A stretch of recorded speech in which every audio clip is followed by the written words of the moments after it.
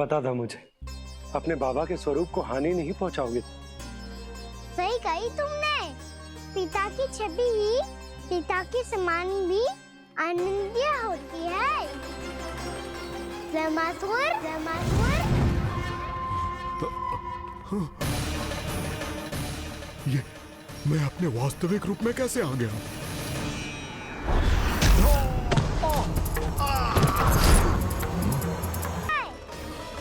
पर जानबूझ के किए गए अपराध के लिए दंड ही एकमात्र विकल्प होता है। ये बार बार अपनी मैया का नाम ले रहा है। यदि मैं वो स्वरूप लूं तो अपनी मैया पर वार नहीं कर पाएगा ये।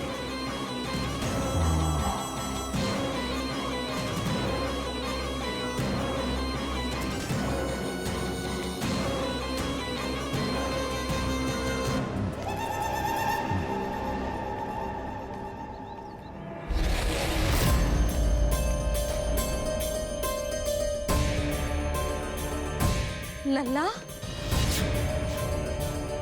मैं तेरी मैया हूँ। अपनी मैया को मारेगा? बच गया।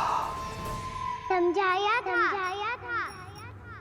पर तुमने एक बार फिर से मूर्खता कर ही दी। इस पर तुमने पहले से भी बड़ी और पहले से भी भयंकर भूल किया ब्रह्मासुर।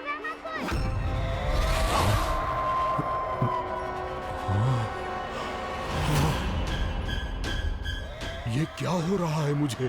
बार बार मेरा रूप क्यों बदल रहा है? ममता को समझे बिना अधिक समय तक मैया का स्वरूप हरण करके नहीं रख पाओगे ब्रह्मासुर।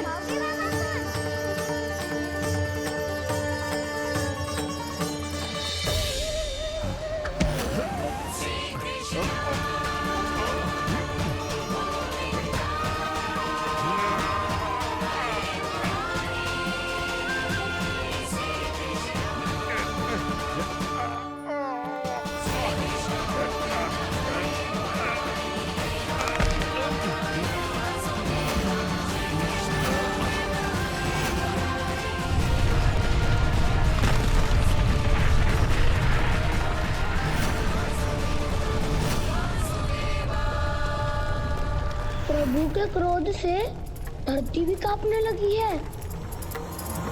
ममता का और मेरी मैया का घोर अपमान है ब्रह्मासुर।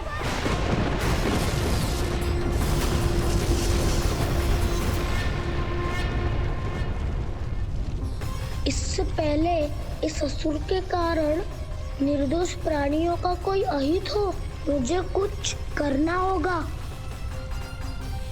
यदि मैं माया का स्वामी हूँ तो आप भी बल के स्वामी हो। दाऊ, अपनी क्षमता, अपना सामर्थ्य स्मरण करो।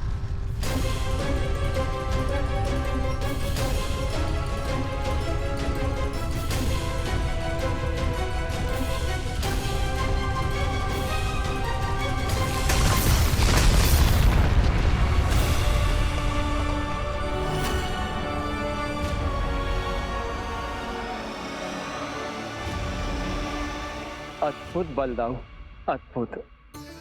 अपने बल का उचित प्रयोग करके आपने प्राणियों को हानि होने से बचा लिया और यह भी सिद्ध कर दिया कि इस युग में आपसे अधिक बलवान और कोई नहीं होगा। आज से आप बलदेव के नाम से भी जाने जाएंगे। आज से आप बलदेव के नाम से भी जाने जाएंगे। आपके चरणों का ये चिन्ह युगों युगों तक आपके बल की कथा कहता रहेगा। बलराम का चरण चिन्ह।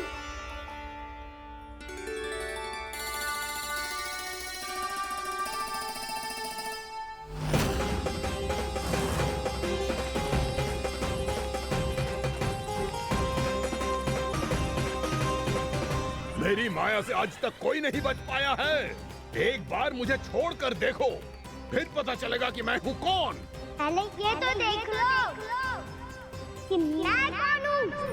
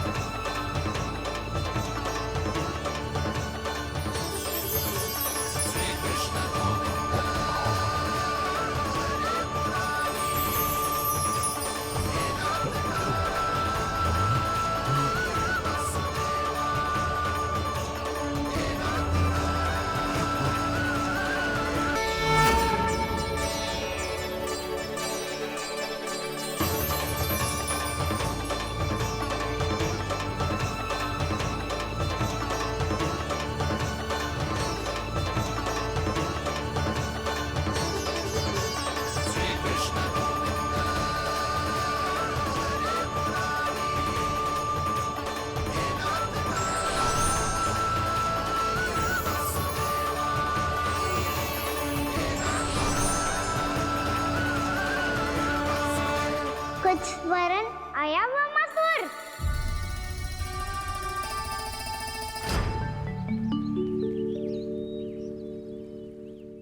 बहुत समय पहले की बात है, बहुत बड़े भूमाकर राज करते थे तुम्हें महान राजा भीमम के नाम से जाना जाता था। सब कुछ था तुम्हारे पास, पर शांति नहीं थी।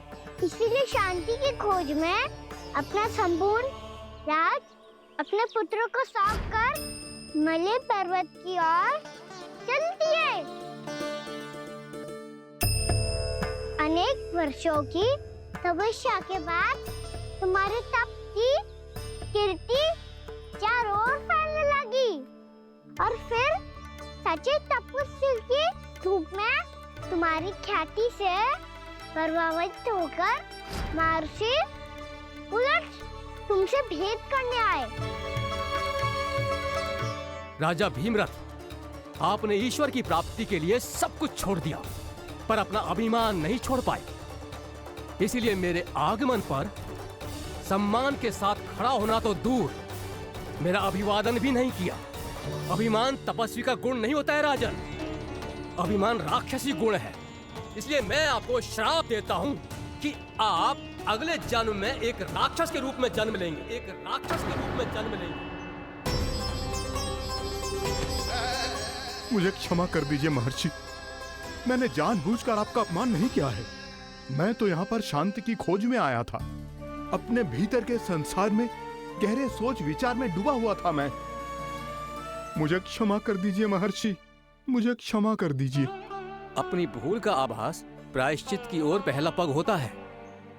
मैं अपना श्राप तो वापस नहीं ले सकता, परंतु आपको एक वचन अवश्य दे सकता हूँ। जब भी प्रभु नारायण का अवतार होगा, आपको उचित समय पे वो वरदान देंगे जिसकी आप लंबे समय से प्रतीक्षा कर रहे हैं।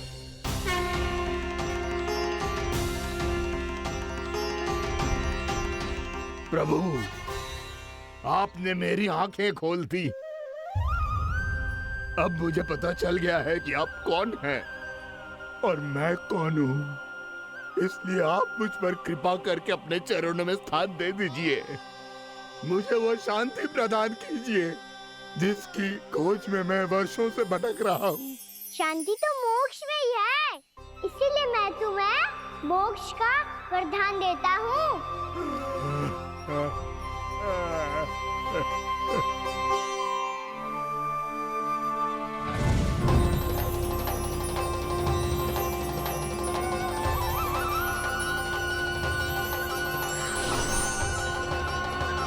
प्रभु की ये लीला सदैव स्मरण रखी जाएगी। इस स्थान को इनका आशीर्वाद मिलेगा और इस कंदरा को व्योमासुर की कंदरा के रूप में पहचाना जाएगा। भविष्य में अनेक ऋषि मुनियों की शरण स्थली बनेगी ये कंदरा।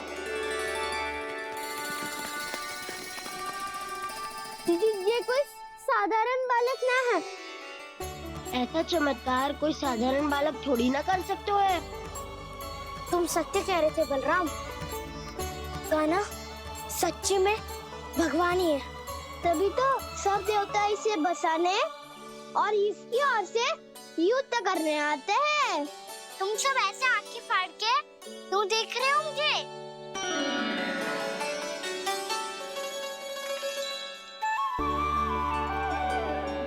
बलराम, तुम बलवान हो और कान्हा भगवान है।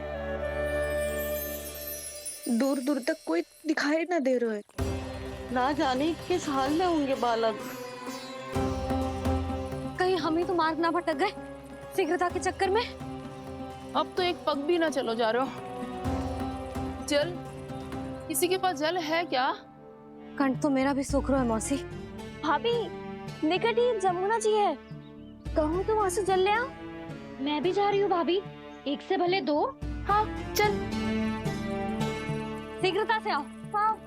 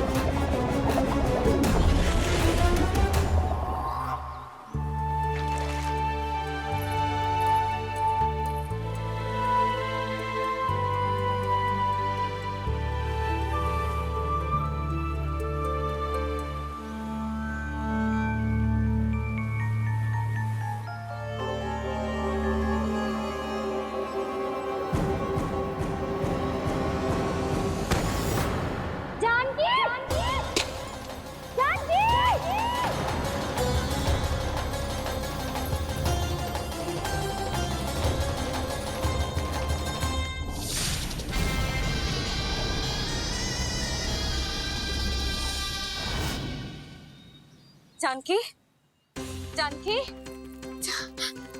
क्या होगा इसे?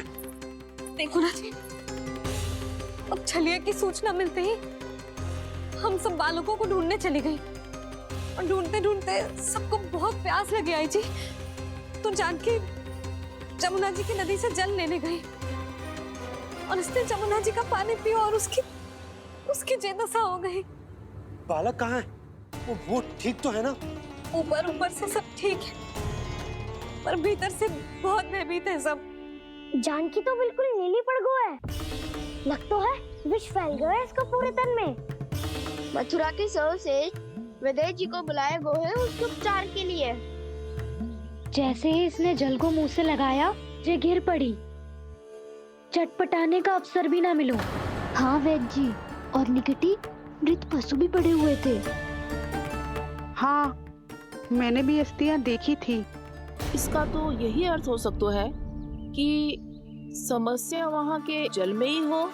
वैद्य जी, आप रोगी की नाड़ी पे ध्यान दो ना। जे गोपिया क्या कह रही है उसे सुनने की आवश्यकता ना है। जब तक विष के कारण का पता नहीं चल जाता, हम उपचार कैसे कर सकते हैं रानी जी? जी, वो निकट ही यमुना जी में एक विशेष क्षेत्र है। ये सब उसी के जल की बात कर रहे हैं। तब तो ऐसा भी हो सकता है कि किसी विषैले सर्प के काटने का प्रभाव हो। पर सर्प के काटने का चिन्ह ना है उसके तन पे। सर्प जब काटता है तब उसके दांत के चिन्ह बन जाते हैं। मुझे पता है, बड़े बड़े सर्प को काटते हुए देखो है मैंने। एक दिन अब बस कर उज्जवल, ये बड़ी बड़ी हाँकने का समय ना है। पर यदि सर्प ने ना काटा है, फिर जानकी की ये दशा किसने की? अवश्य किसी राक्षस ने की होगी। नाना, कोई विषैला पशु भी तो हो सकता है। यह अवश्य किसी महाविषैले सर्प के विष से हुआ है। सर्प ने भले ना काटा हो, लेकिन यह अवश्य ही किसी महाविषैले सर्प के विष के कारण हुआ है। कालिया नाग। कालिया नाग?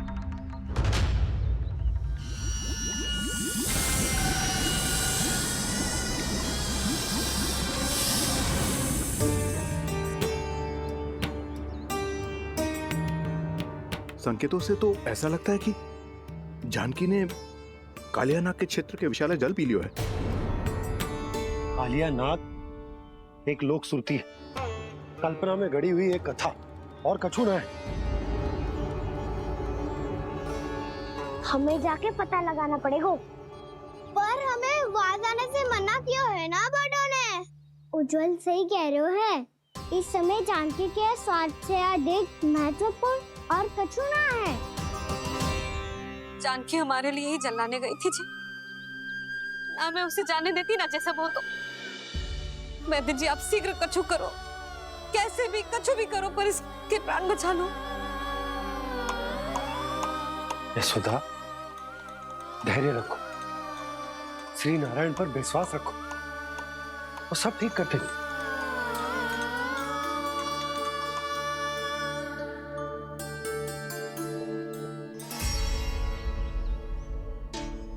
विष की काट की मेरे पास जितनी जड़ी बूटी थी, मैंने सब अर्क बना के पिला दी, पर इसकी दशा में अभी तक कोई सुधार नहीं दिख रहा है। यह अंतिम जड़ी बूटी है। अगर इससे भी चमत्कार नहीं हुआ, तो फिर जो नारायण की इच्छा।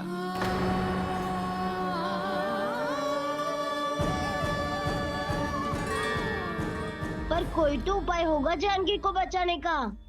कान्हा, यदि तुझे किसी औषधि के बारे में पता है, हमें बता दे, हम जाके ले आएंगे।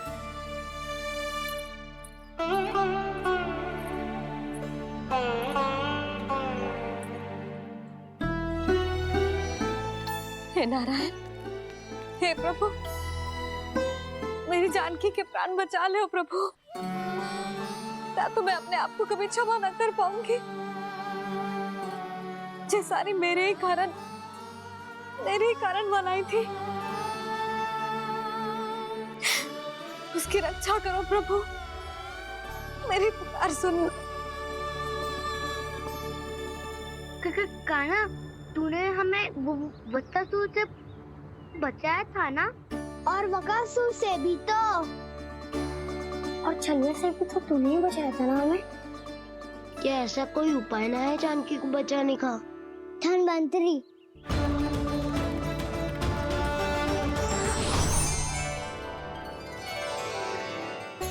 मैं आ गया हूं प्रभु, चिंता मत कीजिए, आपके आदेश का पालन अवश्य होगा। यशोदा मैया,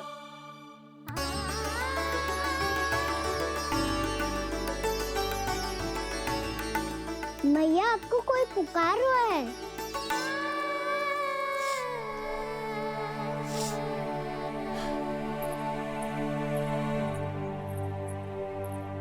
चिंता मत करो मैया, अब धनवंतरी जी आ गए हैं और सब संभाल लेंगे। धनवंतरी जी कौन है? जिन्होंने संसार का आयुर्वेद दिया, आरोग्य के देवता, वे श्री नारायण के अवतार।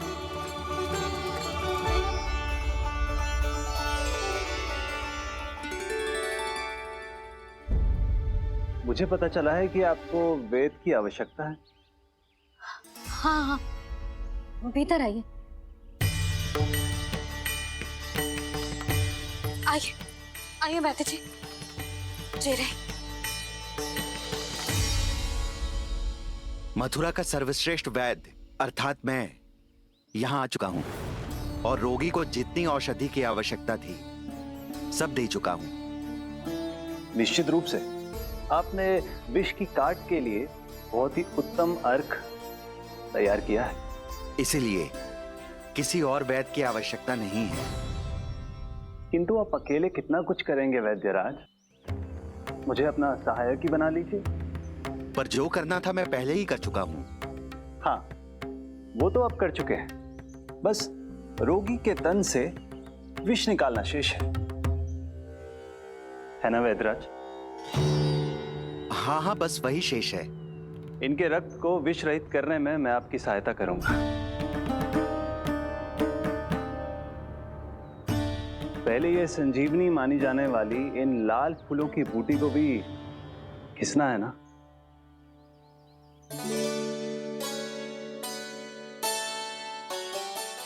हाँ हाँ, तुम सही कह रहे हो, इसे अच्छे से घिसो।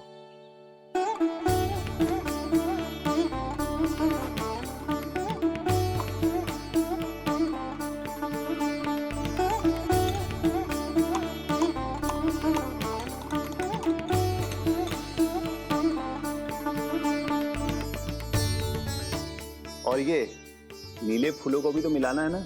हाँ हाँ, अच्छे सहायक बन सकते हो तुम, ऐसे ही श्रम करते रहो।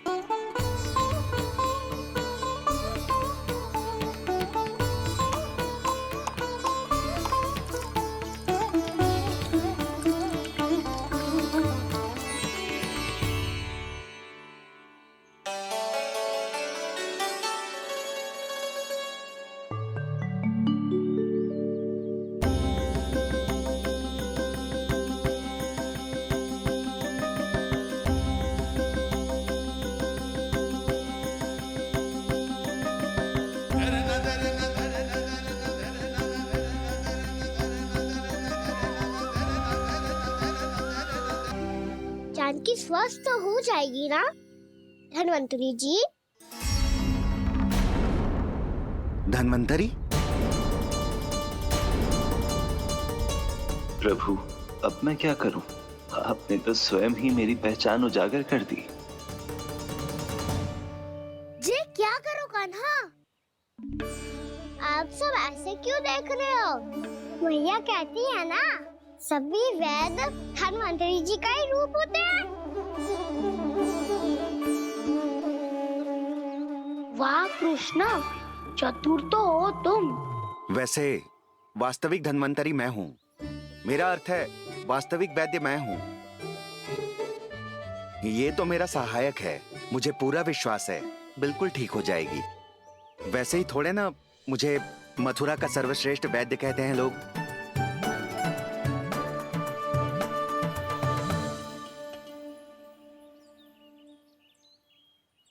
जसोदा भाभी, जशोदा जी, जानकी को चेतना आ गई। जानकी, जानकी, जानकी, तू ठीक है ना? क्षमा करना भाभी, मैं आपके लिए जल ना ला पाई। बस बहुत भूख लगी है। मैं अभी कुछ लाती हूँ। जानकी, माखन खाओगी?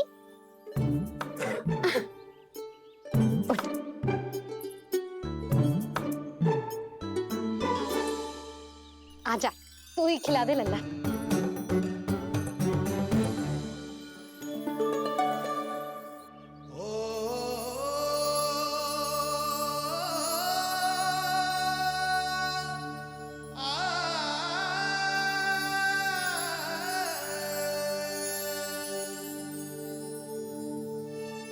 तुम सब मेरे लल्ला को माखन चोर कहते हो ना?